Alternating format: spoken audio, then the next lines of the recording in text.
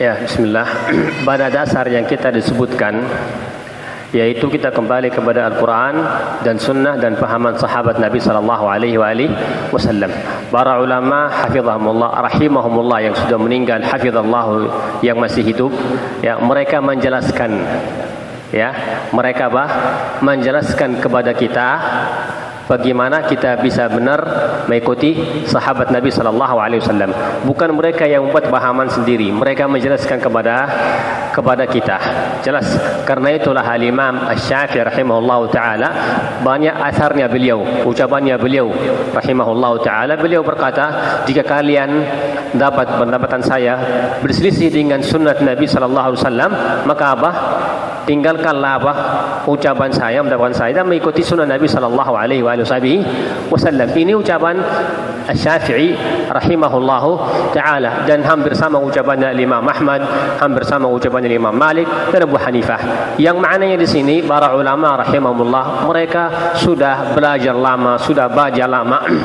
Kita butuhkan mereka menjelaskan kepada kita.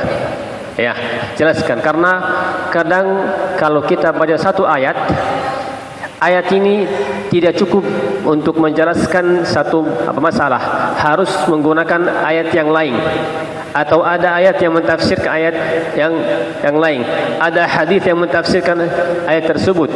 Maka para ulama ini yang mereka sudah belajar lama, mereka bisa menjelaskan kepada kita bahwa ayat ini bahasa usul umum, dan ada hadis atau ayat yang lain yang mentaksiskan, ya, ayat tersebut. Kalian bisa pahami ayat ini dengan cara yang seperti ini karena ada ayat yang lain, ada hadis yang lain, ada ucapan ulama yang lain, ya. Itu kita mendapatkan faidah dari ulama seperti itu. Barakallahu fikum. Adapun seperti tadi disebutkan ucapan Imam Syafi'i dan ulama-ulama yang lain, jelas, ya, jangan sampai membandingkan ucapannya Rasulullah SAW dengan ucapan ulama siapapun, karena mereka rahimahumullah, mereka berusaha untuk mengikuti Rasulullah SAW, ya, tapi mungkin namanya manusia, ada yang lupa, ya, ada yang belum sampai ke beliaunya hadis Nabi SAW, mungkin punya mendapat yang lain berbeda.